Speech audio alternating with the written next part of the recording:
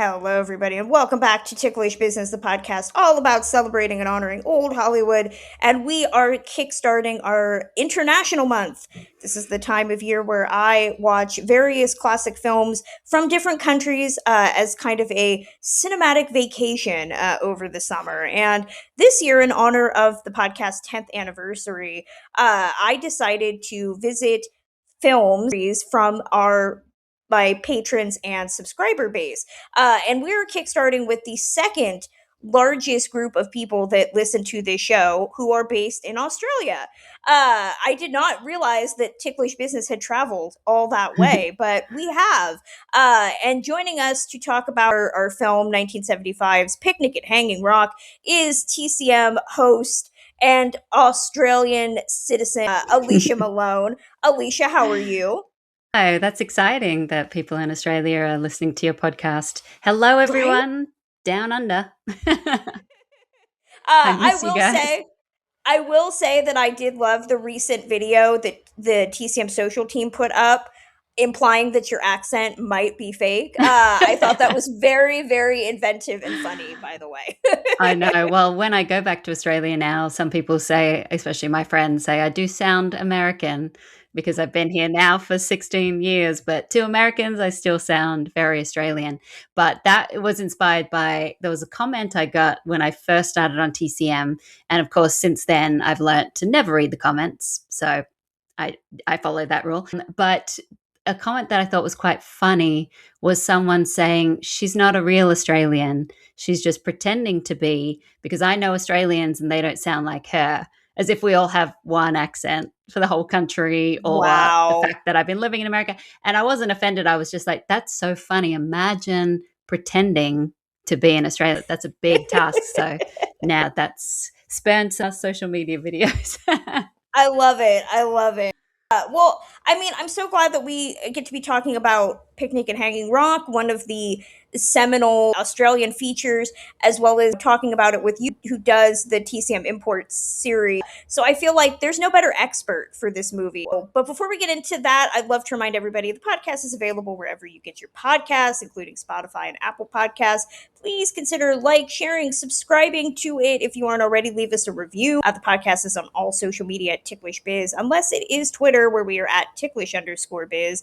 And I am on social media at Kristen K. Lopez, unless it's Instagram, where I am at Kristen Lopez 88.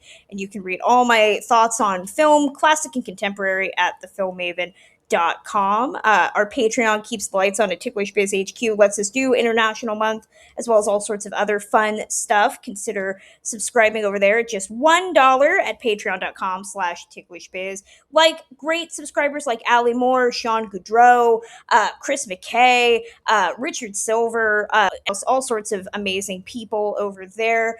That's $1 at patreon.com/ticklishbiz. Now you can watch this episode as well as listen to it at youtube.com/@ticklishbusiness. Consider subscribing over there to watch some cool video as well. So Picnic at Hanging Rock.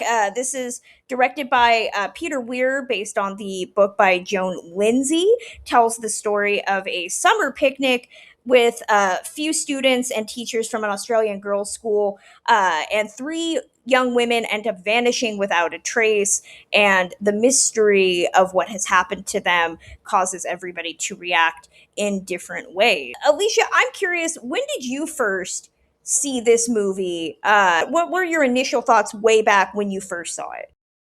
Well, firstly, I hope people are watching this on YouTube because they'll be able to see a puppy behind you. Just see a little puppy tail A going. puppy eating my hair, yes. Love that. Love that. Well, I was trying to think about this and I actually don't remember when I first saw this film because it feels like I've always seen it. Like I came out of the womb having seen Picnic at Hanging Rock because I was born in the 80s, not too long after this film was released, and it became very quickly such an important part of Australian culture, and particularly film culture, that, it was kind of everywhere. People were talking about it. It was parodied, it was spoofed, it was on television, available to watch. So I can't remember the first time I saw the whole movie front to back, but I just have distinct childhood memories of that pan flute soundtrack, Yeah. which is so evocative, by Zamfir. And that is just burned into my subconscious. So I slowly, I would say, came to see this whole movie and definitely looked at it more seriously in my teen years and even in my 20s when I started to become more interested in studying film. And I started to learn more about the Australian New Wave and Peter Weir's place within that. What do you think about it now?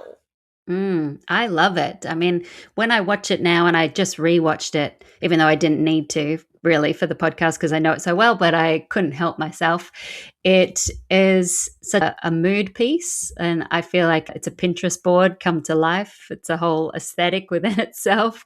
The music, the costumes, and the ambiguity. It's haunting without anything scary actually happening. It's a lot about your imagination. And it also really delves into themes of colonialism in Australia. And that's something that Peter Weir wanted to focus on, this kind of the strange idea of the English coming to a wild landscape like Australia, wanting to impose their ways and their traditions and their clothes on this rugged landscape, and how it just didn't quite fit, much like the girls being tightened into corsets when they really want to be wild and free and running on a rock.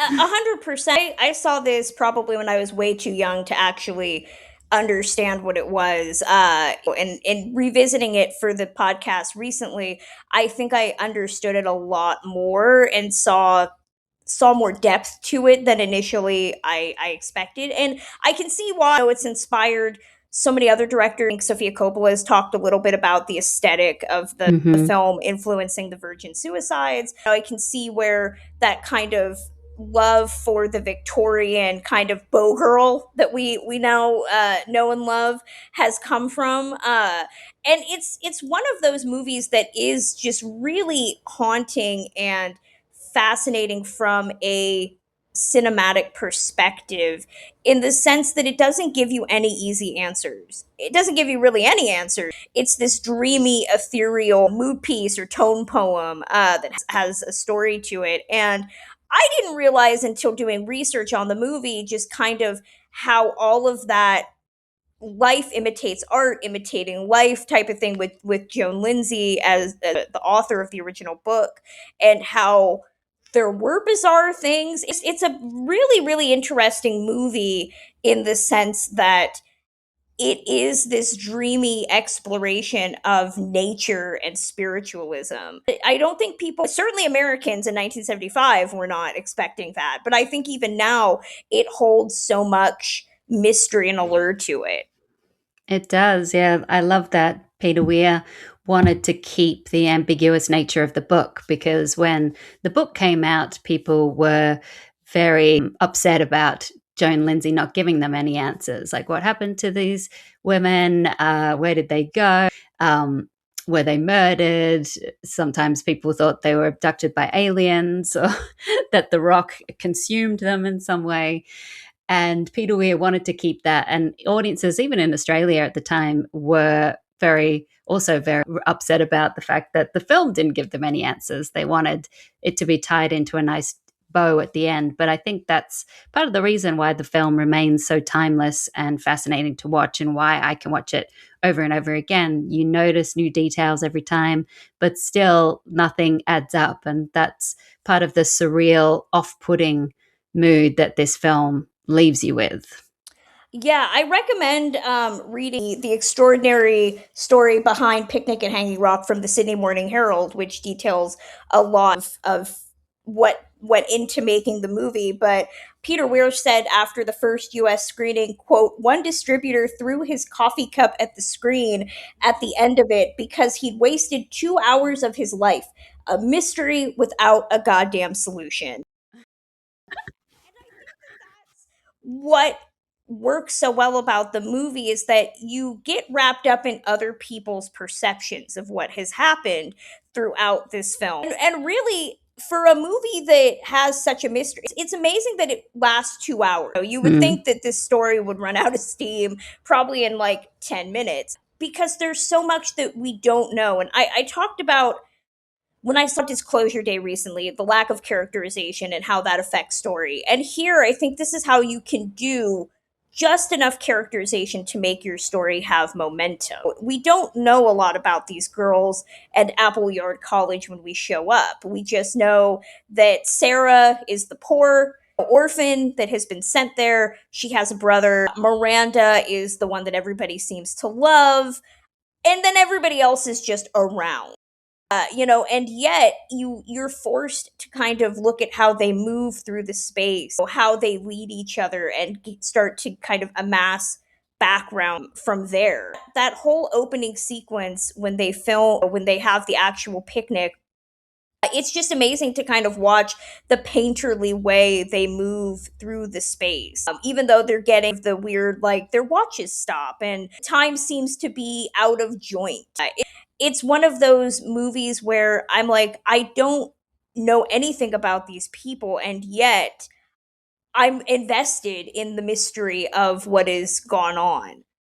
Exactly. And like you said, very painterly, there's one shot in particular where if you freeze framed it, of the picnic and the way the girls and the teachers are sitting around the rock, it looks exactly like a painting. It's really beautiful. Russell Boyd cinematography is gorgeous, and it makes Australia with this harsh landscape, the brown grass and the rock and the parrot. It makes it look so beautiful and ethereal and otherworldly. Like it just doesn't fit.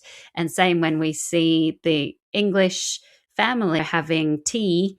We just stopped off the side and having tea with a little table, and everything's on a slant. Their chairs are on a slant, and they're having hot tea in the hot summer, and nothing makes sense. Their clothes don't make sense. Their traditions don't make sense. And the girls, it seems like such a shame not to allow them to be wild, sexual being, romantic beings that they want to be, and trying to force them into tradition and manners. It even comes down to the cinematography, right? I mean, I think Weir and Russell Boyd have talked about wanting to evoke impressionist painters of the 1800s. And I think Russell Boyd, there's a great description of how he used wedding veil fabric to kind of Yeah. put over the lens to, so, and even in this landscape where the women are being told they can't do certain things, this omnipresent sense of purity is even invading how things look, which I think is very cool. It's Yeah. It very also cool is to like watch. oddly sensual at times, Yeah. almost like Yes. Oh yeah. softcore pornography without any nudity or anything, just the way that Yeah. the girls are framed through that gauzy lens. No, it's just kind of a little strange again. It's just like everything doesn't quite fit the way it's supposed to. But it looks Yeah, beautiful at the same time. and you talk about that sensuality. I mean, this is also a movie where Miranda and Sarah have a dynamic that could be coded as same sex. They talk about how they're each other's best friend, and Sarah doesn't really have any other connection. She talks about how close she is to Miranda. And really, everybody seems to have a real kind of lust for Miranda. Is it Mm, platonic? They call her a Botticelli angel, so there is yeah. this kind of old school sexuality to her. Jackie Weaver is in this movie, which I think is really cool. Hmm. As the maid, and the one implied sex scene is because she and one of the other servants are kind of hooking up. So sex kind of runs throughout the entire film without being called. It's in a very chaste way. Yeah, I mean, even the way the film opens, it's Valentine's Day, and the girls have sent each Yeah. other really romantic Valentine's cards as if they were coming from potential male lovers, but it's literally just them writing poems to each other.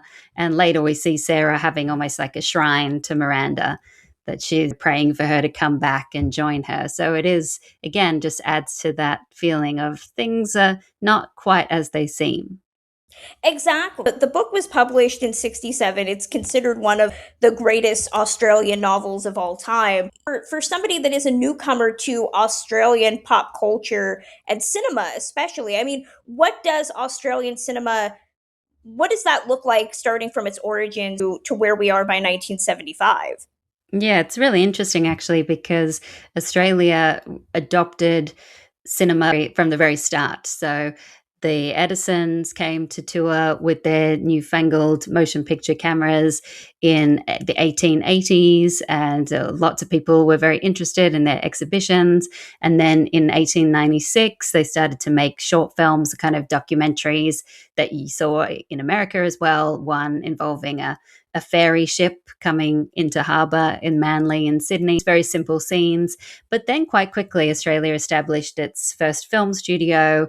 It made the first narrative feature in 1906, and that was the story of the Kelly Gang. And some people think that that could be the first narrative feature film in the world. So they really looked like they were heading into the direction of becoming one of the leaders, or at least being equal with someone like France, or countries like France or America at the beginning. But then once the World War One hit, things started to change. Then came silent films, then came the American Hollywood studio system. And so by the 1920s, most of the films in Australia, shown in Australia, were American movies. And that continued to grow and grow and grow throughout the 30s and 40s. So even when you get to the 50s and 60s, there was not much of a film industry in Australia. Very few films produced locally, hardly any films shown in theatres. And that all changed at the end of the 1960s, the beginning of the 70s, when the Prime Minister of Australia established a film grant, new film schools, and a film commission to encourage filmmakers to start making movies. Obviously, film is such an important part of popular culture, and it reflects the history of the country, the politics, and the art of the country. So with those new grants, all of these filmmakers started to emerge, people like Peter Weir and Gillian Armstrong and Jane Campion. Even though she's from New Zealand, she studied in Australia. That's where you start to get really interesting films, both in terms of movies like Picnic at Hanging Rock and My Brilliant Career, but also films like the Ozploitation movies, Mad Max being an example of this. Crazy, out there films, lots of sexuality, lots of weird cars. Peter Weir made a film just prior to this that was his first feature, his first narrative feature, called The Cars That Ate Paris. And that is like a precursor to Mad Max. It's got some very weird cars, a dystopian kind of desert feel to it. But that really revitalized the film industry in Australia and allowed us flood of creativity that we now call the Australian New Wave. Yeah, Peter Weir's career is really interesting. He does this film in 75, and then it still kind of takes him a couple of years before America really, kind of gives him his flowers. And then once he starts, the 80s, like he's just kind Mm. of doing big movie after big movie, Year of Living Dangerously and Witness and Mosquito Code. Most millennials know him as the director of Dead Poets Society. Yeah. Had huge movies in the 90s and the early 2000s between Truman Show and Master and Commander. I don't think we've given him his flowers for being one of the real, I think, directors that understands kind of epic storytelling in a way. If you like it, the hazy, dreamlike weirdness of this movie, you can kind of trace that line to something like the hazy weirdness of the Truman Show, which feels very 90s, is akin to this. His career is very similar to many other careers when it comes to directors and actors and cinematographers and writers in Australia, where even though you had all these film grants coming in the 1970s, in order to advance in your career and go to much bigger budgets and be able to direct and produce and star in films that have a much bigger scale, you had to go to America. So that's why we see so many great Australian actors working in America, because they can just work at a much bigger stage over here than they could in Australia. Exactly. I mean, George Miller is a great example too of somebody that Yes. also continues to have those Australian roots, stuff like Fury Road and the other movies that he's done since. And Peter Weir's still with us, so Yes. He's I retired, but he's with us. exactly. I'm bummed there are no more Peter Weir movies, but I'm glad that we have what we have. To go back to Joan Lindsay, I have not read the original book, but Me neither. I really want to now. And I know that the Criterion release of this includes the book, because it really does feel like almost like when the Blair Witch Project came out. That movie, fictional, but everybody was kind of convinced that there had to be some grain of truth to it, right? And then you get Yeah. all these spin-off books and documentaries. The same thing kind of happened in 67 when Joan Lindsay publishes Picnic at Hanging Rock. She talks about how this plot had come to her in a series of dreams, fully Mm-hmm. formed.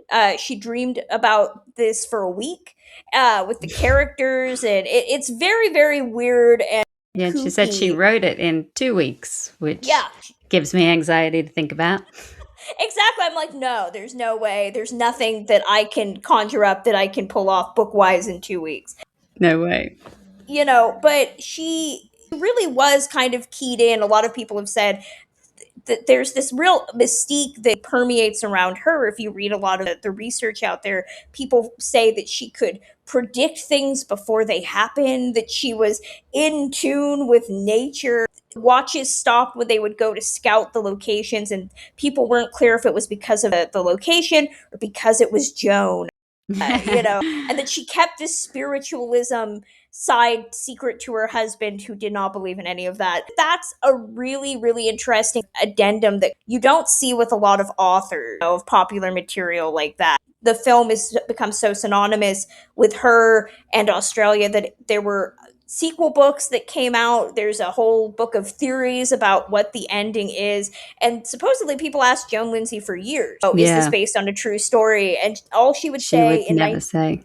she said in 1974, it was the it was written as a mystery and it remains a mystery. If you can draw your own conclusions, that's fine, but I don't think that it matters. Yeah, That's a I agree. baller answer. It doesn't really matter, but Peter Weir as well tells the story of having to be approved by Joan Lindsay as the director of this film adaptation. And he was told not to ask her that question. Do not ask if it's fact or fiction, if it's based on a true story. And he couldn't help himself. So he had to ask, and she wouldn't answer. He was like, are they abducted by aliens, or did they disappear completely or get murdered? Were they kidnapped? And she was just like, all of the above. Yeah. Because in the end, I feel like it doesn't matter too much. And I imagine the book's the same, is, as you said, all about the characters and the development of the characters, and also about what happens after the girls disappear, like how their disappearance really has such a ripple effect on all of the other characters at the school. Yeah, and surprisingly enough, though, Joan Lindsay did write an additional chapter explaining what happened at the end of the book. And Oh, it's a really interesting ripple in time type of thing. It's very sci-fi almost. And I think what I love about how the movie plays this, and again, 1975, 1974, you get Texas Chainsaw Massacre, which has that opening that implies that it's a true story. Joan Lindsay's book and this film also kind of play with the concept of hmm, having this introduction that implies that these are based on real events and bringing in evidence. So I think that the 70s as we know them, right, is this decade of truth in film. You think of All the President's Men, 3 Days of the Con, all the Robert Redford political movies, essentially. But I think that watching this here in this time period of questing for truth and authenticity and film's responsibility to tell facts, it's very interesting to me how this movie is part of that American zeitgeist of films that has this emphasis on authenticity. And yet it doesn't really need to, because it's just that perfect timing, right? That perfect hmm. union of being keyed into what society is influencing the films and the films that are influencing society. Yeah, absolutely. I mean, that's something in Australia and true around the world as well, that we have so much American content and so much British content. And that was definitely happening in the 70s as well. So Peter Weir and all the other filmmakers and the writers would have been taking in all of the films from Hollywood, knowing about all of the biggest films coming out of America. So Peter Weir, his first feature film was a documentary. So he came from that documentary point of view. But it is interesting to me that this film is so different in tone to his first movie. I think that's something that is so special about Peter Weir. is, like you said, he hasn't really gotten his flowers because I think he's hard to pin down. He's can fit into any kind of style. He can do many different things. He can direct various genres, and he doesn't have that like distinct auteur style to him. Exactly. The cast too, the fact that he went looking for young innocent schoolgirls and cast Unknowns, young yeah. innocent schoolgirls, many of whom were dubbed, which I think is funny. You can kind of tell in certain instances whose voices probably dubbed over 'em. But the cast here is just perfect. Anne Louise Lambert, not the original choice for Miranda. She was the second choice when the first actress wasn't really what Peter Weir wanted. He ended up giving her another role cast, Anne Louise, in this part. And there's, again, a really beautiful story that she tells about being in costume and filming at Hanging Rock. And Joan Lindsay comes up to her and she says, quote, she walked straight up to me, put her arms around me and said in a very emotional way, "Oh, Miranda, it's been so long." It was clear she'd regressed into some part of her past. To her, I really was someone she had known somewhere in time. Hmm. Again, just so many kooky stories. But I think Anne Louise Lambert is so good. She had been doing television, and she's just so perfect as this wide eyed kind of like, not, innocent. I think she has some worldliness to her. She has this sense of adventure. And yet she is that young girl that is constantly kind of having other people put their own thoughts and dreams onto her.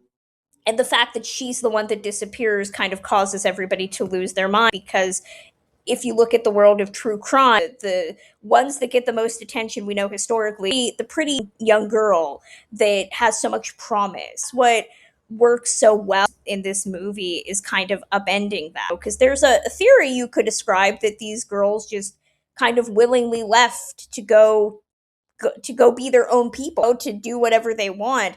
And I think she's great casting. Yeah, she's very intriguing to watch, very beautiful, obviously, but also, like you said, someone that can have other people's projections of fantasies and dreams put onto her. She also seems to have a sense that her end is coming. She says various times throughout the film before she disappears that it's coming to an end, that everything's coming to an end. And when you see them on the rock, they seem like they're transfix and start walking very deliberately off in one direction, which again is never properly explained. And I think it also speaks to that time as a young woman when you start getting noticed by men and by boys, and they start to think of you as a fantasy object versus a real person. You see that when they are crossing the river and the way that the two boys look at Miranda versus the other women. Exactly. Yeah. And I mean, on the other side of that, you have Margaret Nelson, who plays Sarah, Hmm.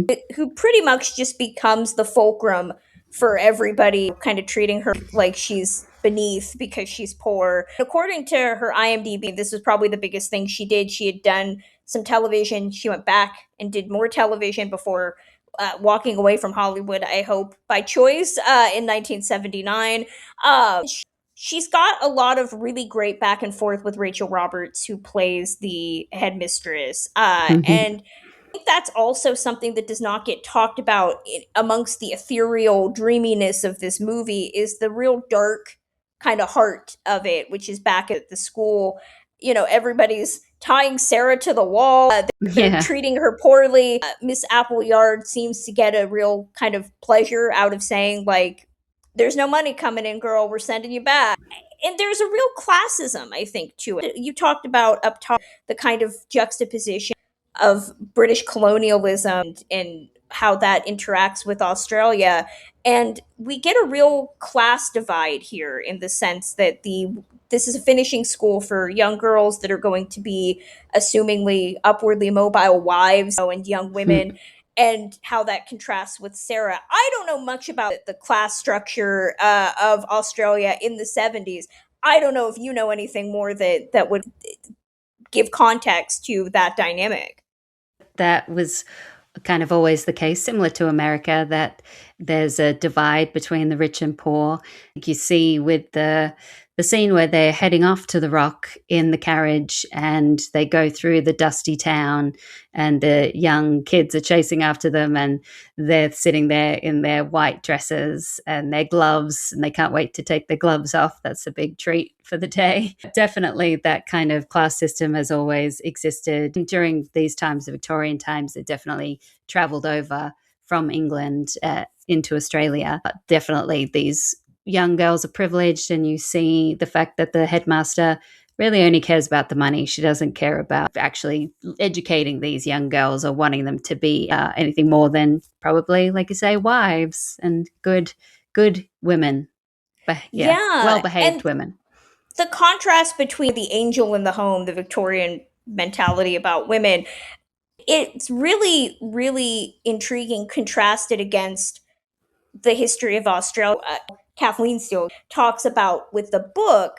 She says, quote, Lindsay provokes a reflection on the understanding of Australia as an unpeopled land where nothing of consequence occurred until the British gave it a history. And Mm. there's a lot of stuff that's been written about how the movie kind of talks by not talking about Aborigines. There's a lot of really interesting Hmm. discourse.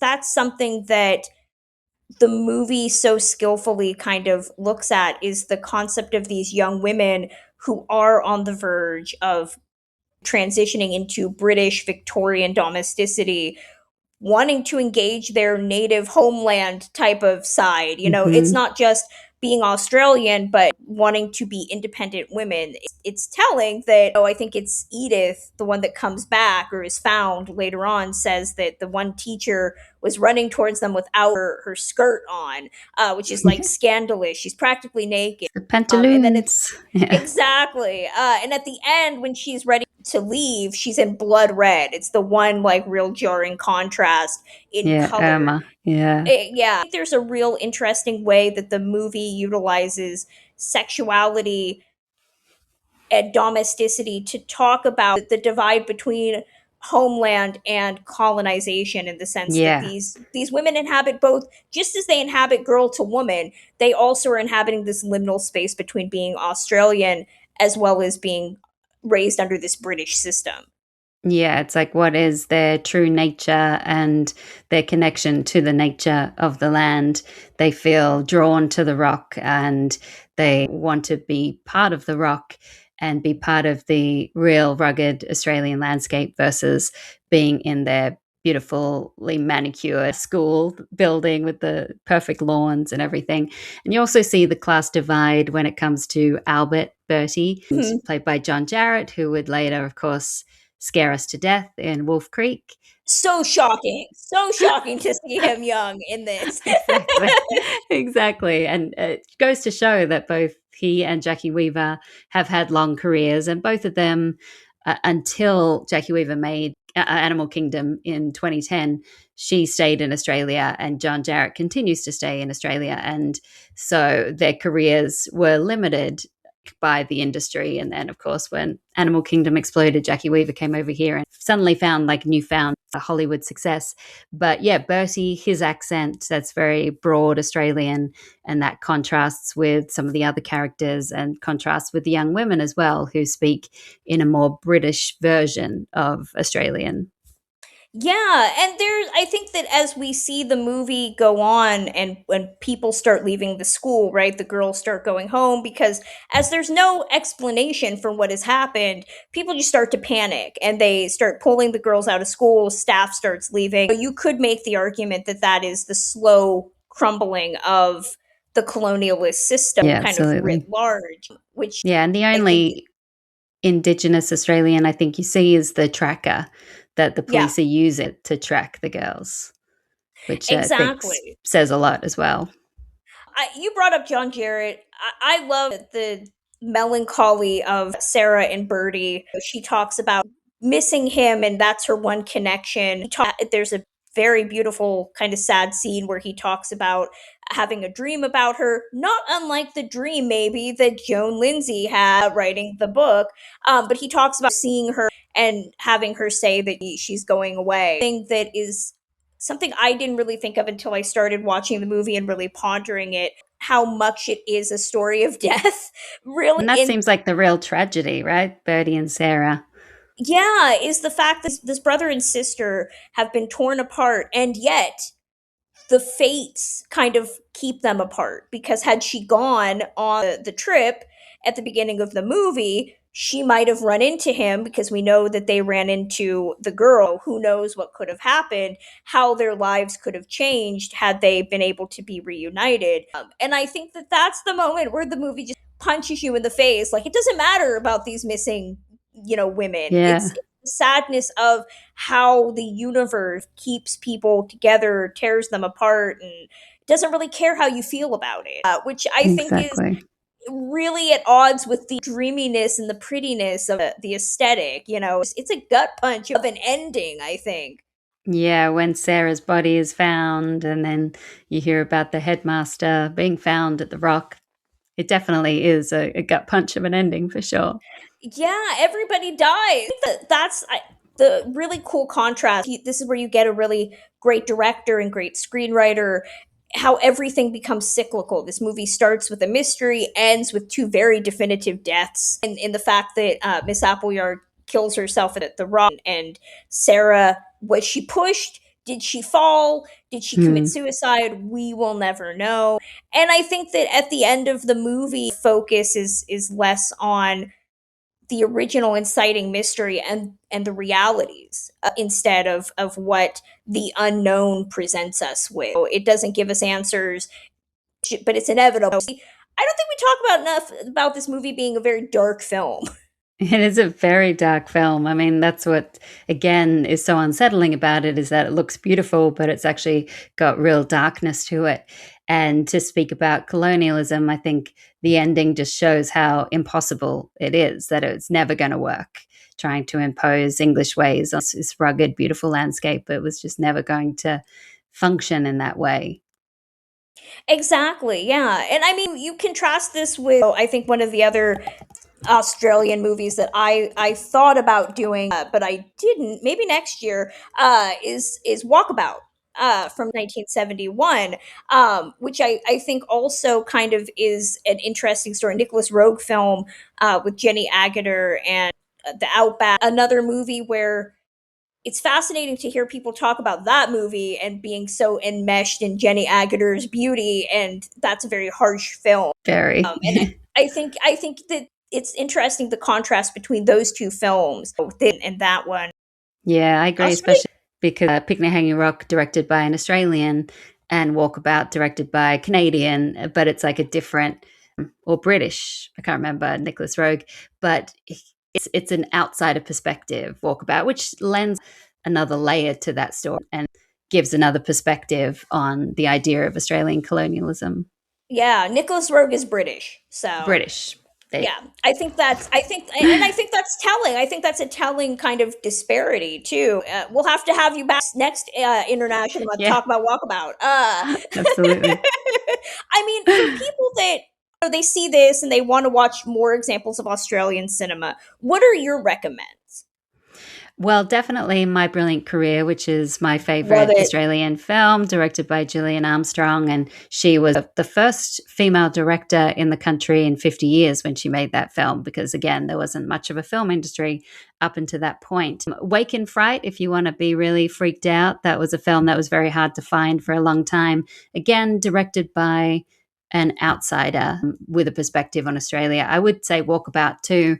And then if you look at another couple of Peter Weir films, you could look at The Cars That Ate Paris, just to give you a real bizarre perspective on on Peter Weir's early direction. Also, he made Gallipoli, which is a great war film, and The Year of Living Dangerously is another great film that he directed. There's so much out there, and I'm glad that people are starting to discover more about Australian film. And as you know, in the recent years, there's been a lot of Australian horror that's done well, and horror directors that have come over here and done well. I don't know what that says about the country. Yeah, I mean, Wolf Creek, if you want to be scared. Wolf Creek. I think there's a great documentary about Ozploitation films that I Yes. think Yep.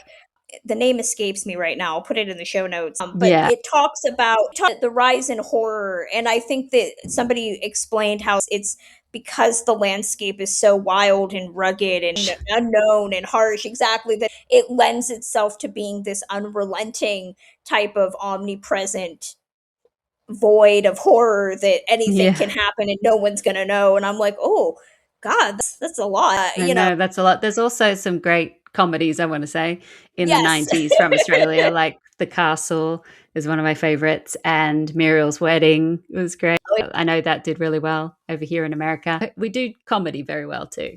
Yes, I almost did my brilliant career for this Oh yeah. episode.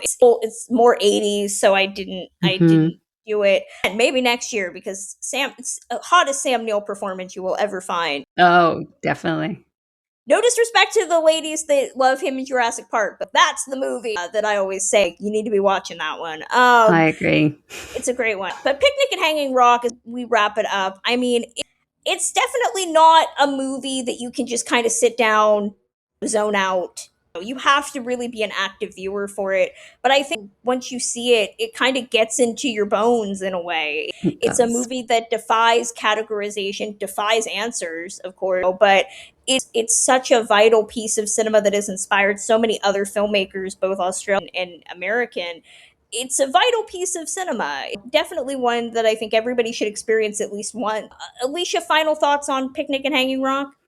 Yeah, I agree. You have to give yourself over to it. You can't be looking at your phone at the same time or reach for your computer to look up IMDb. You just have to put everything aside and fully focus on it. But if you allow yourself to do that, you will find yourself taken in by this movie, much like the girls are taken in by The Rock. It just leads you into this story. You get completely involved in it. It's like we said, looks beautiful and it's dark but very satisfying and a fun film to discuss. I always love talking about it with people. I will also say I did some more research, and I guess at the actual Hanging Rock in Australia, where people can still visit, they have a statue of Miranda in the rock, which I looked at the picture and I was like, oh, I might need. It doesn't look wheelchair friendly, so I don't know how hospitable it would be for someone like me, but I'm like, I really want to see that now. So if you are in Australia, you can go visit the actual location and see a little remnant of the movie being made there. Alicia, it's always great to chat with you. TCM Imports has given me so many amazing movies to watch and enjoy over the years. Vagabond was my big discovery, I think, 2 or 3 years ago, because you recommended it. It was time well spent. It was a great movie. Again, Great. also very depressing, but good movie. Yeah. Where can fans find you online? Anything coming out that they should know about? Yeah, I mean, you can always see me on TCM Tuesday nights and Sundays and TCM Imports. I'm so glad you enjoy it. Late night, Sunday night, that's such a joy to host. You can also find out information about all my books and everything else at aliciamalone.com. And I have my first fiction coming out in October. It is a cozy murder mystery called Murder at the Movies. It's out October 6th, coming out through TCM. I can't wait for that. And I'm working on book 2 because it's going to be a series of books. Yay! Oh my gosh, I will have to tell my former co host, Emily Edwards, who does a podcast about mysteries, to Yes, keep please. you in mind. So, yes. Well, everybody, we will be back with a new episode, the second half of our international month in 2 weeks. We're going to the UK. With our listener voted movie, what will it be? Will it be The Third Man? Will it be Kind Hearts and Coronets? You'll know in 2 weeks. Till then.